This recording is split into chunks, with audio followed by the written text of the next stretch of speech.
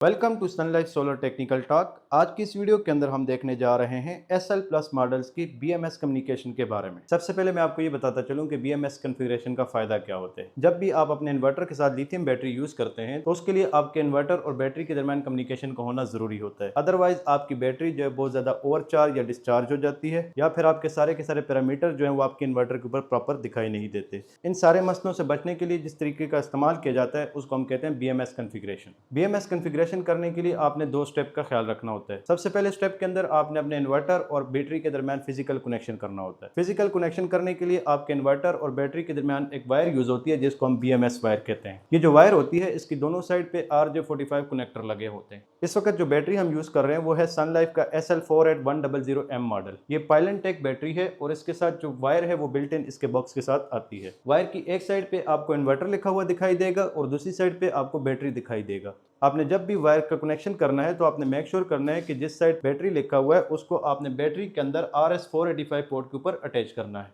और जब भी आपने इन्वर्टर वाली साइड पे BMS वायर लगानी है तो उसको आपने BMS पोर्ट के अंदर ही लगाना है।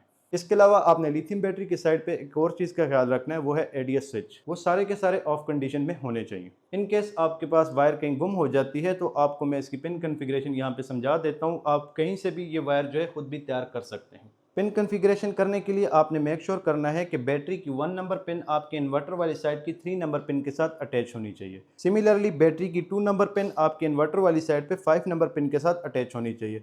और इसके बाद जो बैटरी की 3 नंबर पिन है वो आपके इन्वर्टर की साइड पे 8 नंबर पिन के साथ अटैच होनी चाहिए। तो इस तरह आप RJ45 कनेक्टर को इस्तेमाल करते हुए अपनी मर्जी से ये वायर दोबारा भी बना सकते हैं। उम्मीद करता हूं कि अभी तक आपको फिजिकल कनेक्शन और इसकी जो पिन कॉन्फ़िगरेशन है वो समझ आ चुकी हो। अब इसके बाद जो दूसरा स्टेप है उसके अंदर हमने अपने इन्वर्टर के अंदर कुछ सेटिंग्स करनी होती हैं। उसके बाद हमारी जो बैटरी है वो इन्वर्टर के साथ प्रॉपर कम्युनिकेट करना शुरू कर देती है।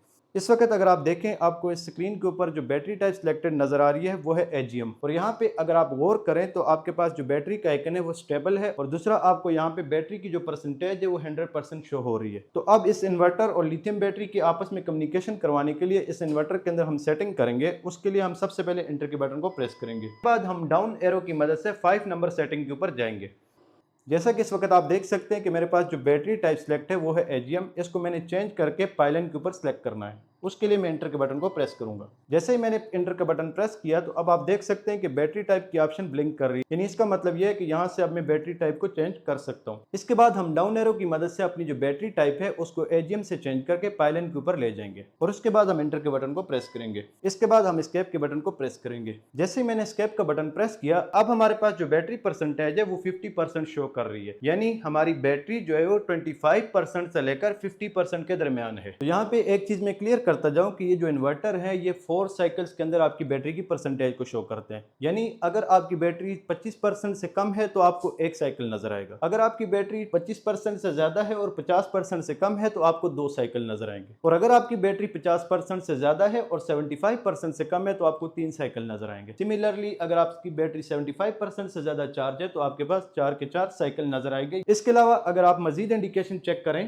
तो यहाँ पे आपने गौर किया है कि जो बैटरी का आइकन पहले ब्लिंक नहीं कर रहा था अब वो ब्लिंक करना स्टार्ट हो चुका है। इसके अलावा हमारी जो बैटरी टाइप है यहाँ पे चेंज होकर लिथियम आयन पे आ गई है। यहाँ पे बैटरी आइकन की ब्लिंकिंग ये चीज इंडिकेट करती है कि हमारा जो इन्वर्टर है वो हमारी बैटरी के साथ प्रॉपरली कम्युनिकेशन कर रहा है। अब हम ये चेक करते हैं कि जैसे ही हम इसकी BMS वायर को यहाँ से निकालेंगे तो क्या हमारा इन्वर्टर बैटरी के साथ कम्युनिकेट कर सकेगा या नहीं। इस वक्त मैंने अपने इन्वर्टर की BMS पोर्ट के अंदर से BMS वायर है उसको निकाल दिया है। अब थोड़ी ही देर में आप देखेंगे कि हमारे इन्वर्टर के अंदर एक फॉल्ट शो होगा 61 नंबर का। इस वक्त आप देख सकते हैं कि हमारे इन्वर्टर की स्क्रीन के ऊपर 61 नंबर का फॉल्ट शो हो चुका है, जिसका मतलब यह है कि लिथियम बैटरी और इन्वर्टर आपस में कम्युनिकेट नहीं कर पा रहे। तो यहाँ से ये चीज कंफर्म होती है कि जब भी आपने लिथियम बैटरी की BMS कॉन्फ़िगरेशन करनी है तो आपने दोनों स्टेप का ख्याल रखना है। एक तो आपने फिजिकल वायर भी अटैच करनी है और दूसरा आपने इन्वर्टर की सेटिंग भी चेंज करनी है। अदरवाइज अगर आप इसमें से कोई भी एक स्टेप मिस करेंगे तो आपकी प्रॉपर BMS कॉन्फ़िगरेशन नहीं होगी। अब हम दोबारा अपने इन्वर्टर के अंदर BMS वायर को लगाएंगे और देखते हैं कि ये जो फॉल्ट है ये खुद बहुत खत्म होता है या नहीं। जैसे कि आपने देखा कि ये फॉल्ट जो है खुद बहुत खत्म हो चुका है, यानी बैटरी जो है वो दोबारा इन्वर्टर के साथ कम्युनिकेट करना शुरू हो चुकी है। उम्मीद करता हूँ कि ये जो सारा का सारा प्रोसेस है आपको समझ आ चुका होगा। मजीद इस तरह की टेक्निकल वीडियोस के लिए हमारे चैनल के साथ जुड़े रहें ताकि सनलाइफ की किसी भी प्रोडक्ट से रिलेटेड कोई भी मसला आपको आए आपके लिए हम यहाँ पे उसका सोल्यूशन दे सकें। Thank you so much.